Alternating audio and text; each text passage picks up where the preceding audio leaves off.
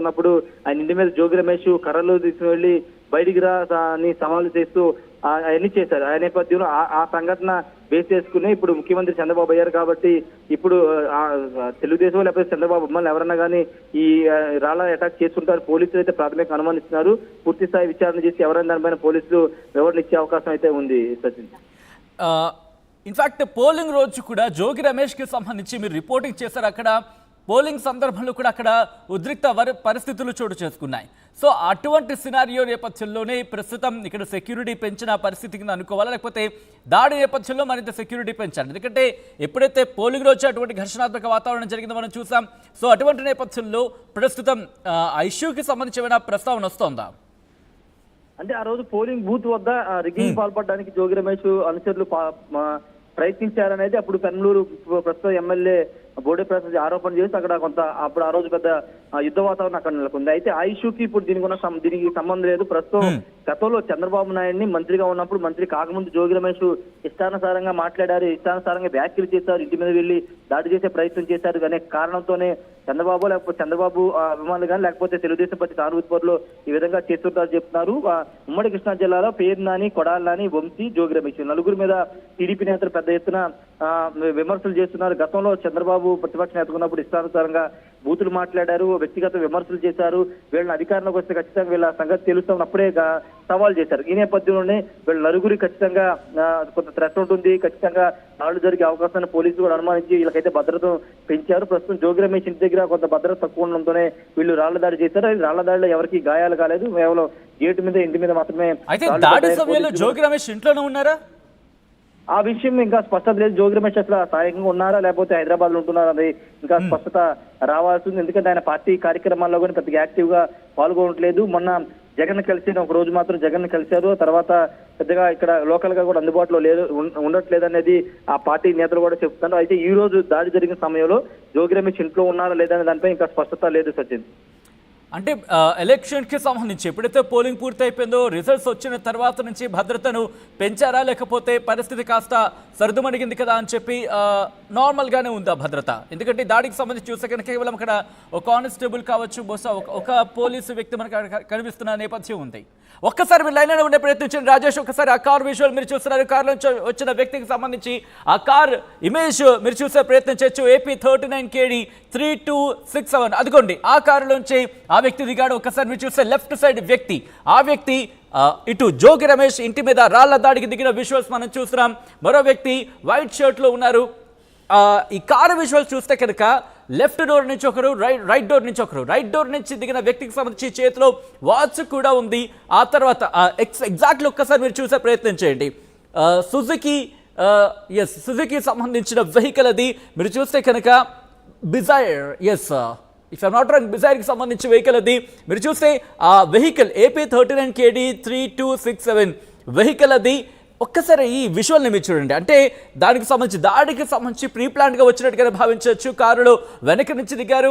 వెనక నుంచి దిగిన తర్వాత ముందుగా ఒక వ్యక్తి దాడికి పాల్పడ్డారు అని ఒక ఇమేజ్ మనకు అర్థమవుతుంది. ఆ తర్వాత ఇటు వ్యక్తి, ఇటు ఈ బ్లాక్ షర్ట్లో మీరు చూడొచ్చు. బ్లాక్ అండ్ అలాగే కాస్త మనకి లైట్ కలర్లో కనిపిస్తున్న వ్యక్తి. ఆ వ్యక్తిని పోలీసు పట్టుకున్నారు. అయినప్పటికీ ఎక్కడ ఆగలేదు.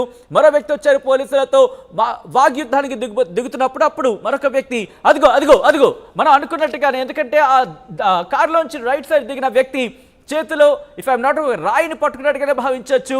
దిగిన తర్వాత వెంటనే ఆ రాయితో దాడి చేశాడు ఆ ఇంటి మీద. ఆ తర్వాత ఇటు లెఫ్ట్ సైడ్ దిగిన వ్యక్తి బ్లాక్ అండ్ వైట్ లేకపోతే బ్లాక్ అండ్ లైట్ కలర్లో ప్యాంట్లు చూస్తున్న వ్యక్తి, ఇన్ఫాక్ట్ బ్లాక్ అండ్ ఒక లైట్ కలర్ ప్యాంట్ మీరు చూస్తున్న వ్యక్తి, ఆ వ్యక్తిని పోలీసులు పట్టుకున్నారు. ఆ పట్టుకున్న సందర్భంలోని వెంటనే మరొక వ్యక్తి కారు నుంచి వచ్చాడు. వచ్చి పోలీసులతో వాగ్యుద్ధానికి ముగ్గురు ఉన్నారు. ఆ ముగ్గురు వ్యక్తులు మీరు చూడొచ్చు. ముగ్గురు వ్యక్తులకి సంబంధించి ఆ మాటలు యుద్ధానికి దిగుతున్న సందర్భంలోని, పోలీసులతో వాగ్యుద్ధానికి దిగుతున్న సందర్భంలోని అటుగా వెళ్తున్న వ్యక్తి అక్కడ దాడి చేసిన సందర్భం ఆ ఇంటి మీదకి. అదిగోండి first floor, if I'm not wrong first floor టార్గెట్గా అక్కడ గ్లాస్ అద్దాలు ఉన్నాయి.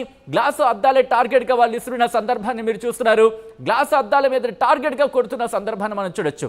కారులోంచి దిగిన సందర్భంలో వెంటనే అక్కడ అటాక్ స్టార్ట్ చేశారు. ఇఫ్ ఐఎమ్ నాట్ రాంగ్ దాదాపుగా ఈజీగా ఒక 3 నుంచి 4 రాళ్ళు విసిరారు అనిపిస్తుంది. ఎందుకంటే కారులోంచి దిగిన సందర్భంలో ఒకటి విసిరారు, ఆ తర్వాత ఇక్కడ పట్టుకుంటున్న సందర్భంలో ఒక రాయి మనం చూడొచ్చు, తర్వాత మూడో వ్యక్తి ఇంకొక రాయి విసిరిన సందర్భం. దాదాపుగా ఈజీగా ఒక 4 నుంచి 5 రాళ్ళు ఆ ఇంటి మీదకి విసిరాలన్న ఎటువంటి అతిశయోక్తి లేదు. అయితే ఇంట్రెస్టింగ్, అక్కడ మీరు చూస్తే కనుక ఇనప కంచెలు కూడా ఉన్నాయి, అంటే బ్యారికేడింగ్ కూడా ఏర్పాటు చేశారు. అయినప్పటికీ అటుగా వెళుతున్న రోడ్డుకి సంబంధించి ఎవరిని ఆపే ప్రసక్తి ఉండదు కాబట్టి అలా వెళ్లే ప్రయత్నం చేసినప్పుడు అనుమానం వచ్చింది పోలీసులు కూడా. అక్కడ ఉన్న సెక్యూరిటీ గార్డ్కి సంబంధించి సెక్యూరిటీ గార్డ్గా ఉన్న వ్యక్తికి కూడా అక్కడ అనుమానం వచ్చింది. అది కూడా మీరు చూడొచ్చు.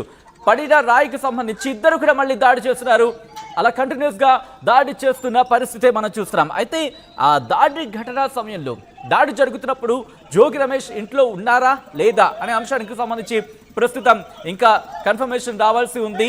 దాంతోపాటు టీడీపీ సానుభూతి పరులా కాదా, లేకపోతే దాడికి ఇంకేమైనా కారణాలు ఉన్నాయా? జోగి రమేష్ ఇంటి మీద దాడికి సంబంధించి రాళ్ల దాడి విజువల్స్ మీరు చూస్తున్నారు. అదిగో మీరు చూడొచ్చు. వైట్ షర్ట్ల వ్యక్తి మళ్ళీ వచ్చాడు. వచ్చిన తర్వాత పోలీసులతో అక్కడ వాగ్యుద్ధానికి దిగాడు. తర్వాత ముగ్గురు కలిసి మరొకసారి దాడికి దిగిన విజువల్స్ మీరు ఆ సర్కిల్లో మీరు చూస్తున్నారు. అయితే అటుగా వెళుతున్న వాళ్ళు ఎవరు కూడా అక్కడ ఆగలేదు. ఆ పరిస్థితికి సంబంధించి ఒక్కసారి మీరు చూడొచ్చు. ఇక్కడ వాగ్యుద్ధానికి ఇద్దరు మాటల దాడి చేసుకున్న సందర్భంలో ఇంకొక వ్యక్తి రాయితో అక్కడ దాడి చేస్తున్న విజువల్స్ మీరు చూడొచ్చు. అది రాయా లేకపోతే కర్రముక్క అనేది తర్వాత విషయం. ఎందుకంటే మీరు చూస్తే కనుక దాదాపుగా రాయి కింద భావించేది, ఎందుకంటే అంత ఫోర్స్గా వెళ్తుంది. వుడెన్ అయింటే కనుక అంత ఫాస్ట్గా వెళ్ళకపోవచ్చు. కారులో ఉండగానే అక్కడ దాడి చేశాడు. వెంటనే పోలీసులు అక్కడికి వెళ్ళారు. సెక్యూరిటీ సిబ్బంది అక్కడికి వెళ్ళడం జరిగింది. వెళ్ళిన తర్వాత నువ్వెవరో ఎందుకు దాడి చేస్తున్నావు అనుకున్నా దాదాపుగా అక్కడ వాళ్ళిద్దరికీ మాటల యుద్ధం జరుగుతోంది. సెక్యూరిటీ గార్డ్కి ఉన్నది ఒక్క సెక్యూరిటీ గార్డ్ కావడంతో వాళ్ళిద్దరిని అక్కడ కంట్రోల్ చేయడం కష్టతరమైందనే చెప్పుకోవాలి. అయితే ఒక వ్యక్తిని పట్టుకునే ప్రయత్నం చేసినప్పుడు ఇంకొక వ్యక్తి వచ్చాడు. ఇలా ఒకరితో మాట్లాడే సమయంలో ఇంకొక వ్యక్తి దాడి చేయడం, అలా కంటిన్యూస్ దాడి కంటిన్యూ అయింది. మాజీ మంత్రి జోగి రమేష్ ఇంటి మీద రాళ్ల దాడి ప్రస్తుతం సంచలనంగా మారింది. ఈ నేపథ్యంలో అక్కడ పోలీసు భద్రతను పెంచినట్టుగా తెలుస్తోంది. ఇప్పటికీ ఇనప కంచెలతో ప్రహరీ సంబంధించి అక్కడ అంటే బ్యారికేడింగ్ ఏర్పాటు చేసినప్పటికీ కూడా ఈ దాడి జరగడం నేపథ్యంలో ప్రస్తుతం అదిగో మీరు చూడొచ్చు. అటుగా వెళ్తున్న ఆటో కూడా ఒక్కసారిగా నివ్వెరపోతున్నారు వాళ్ళు. ఎందుకంటే ఎవరు దాడి చేస్తున్నారు, ఎందుకు దాడి చేస్తున్నారు అర్థం కాకూడదు. వాళ్ళు అక్కడ నివ్వెరపోయి ఆటో ఆపేసిన పరిస్థితి మనం చూస్తున్నాం. అయితే అక్కడ సెక్యూరిటీ గార్డ్ జోగి రమేష్ ఇంటి సెక్యూరిటీ గార్డ్ నిలువరించే ప్రయత్నం చేశాడు, కానీ ఎక్కడ ఆగిన పరిస్థితి లేదు. ఈ నేపథ్యంలోనే వెంటనే పోలీసులకు సమాచారం అందించారు. దీంతో భద్రతను అక్కడ పెంచడం జరిగింది. జోగి రమేష్ ఇంట్లో ఉన్నారా లేదా అనేది ఇంకా తెలియాల్సి ఉంది. ఈ ఘటన నేపథ్యంలో వైసీపీకి సంబంధించిన కార్యకర్తలు కూడా అక్కడికి చేరుకుంటున్నట్టుగా తెలుస్తోంది. ఈ అంశాన్ని ముఖ్యమంత్రి దృష్టికి తీసుకెళ్లే అవకాశం కూడా ఉందనే చెప్పుకోవచ్చు. ఎందుకంటే మాజీ మంత్రి ఇంటి మీద దాడి అంటే కనుక అది దాదాపుగా ముఖ్యమంత్రి దృష్టికి వెళ్ళే అవకాశం ఉంటుంది. అయితే ఈ నేపథ్యంలోనే పోలీసులు అక్కడ భద్రతను మరింత కట్టుదిట్టం చేశారు. ఎందుకంటే ఇటు ముఖ్యమంత్రి చంద్రబాబు ఎప్పుడో చెప్పారు, మేము కక్ష సాధింపు చర్యలకు దిగవంటూ కార్యకర్తలు కూడా సంయమనం పాటించాలన్నారు.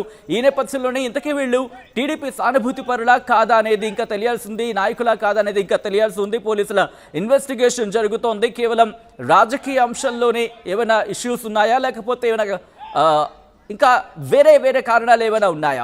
ఈ అన్ని అంశాలకు సంబంధించి అన్ని కోణాలు కూడా పోలీసుల దర్యాప్తు జరుగుతోంది. ఒక్కసారి ఆ కారు నెంబర్ మీరు చూడొచ్చు. సుజుకి బిజైర్కి సంబంధించి వెహికల్ AP39 నెంబర్ మీరు AP39 KD 3267 వాహనంలో కిందకి దిగారు. దిగిన తర్వాత బ్యాక్ టు బ్యాక్ రాళ్ల దాడి చేశారు.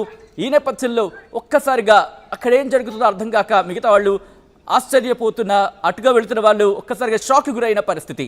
మా ప్రతినిధి రాజేష్ అప్డేట్స్ అందించేందుకు ఫోన్లో కంటిన్యూ అవుతున్నారు. రాజేష్, ప్రస్తుతం ఎంతమంది బలగాలు అక్కడికి చేరుకున్నాయి?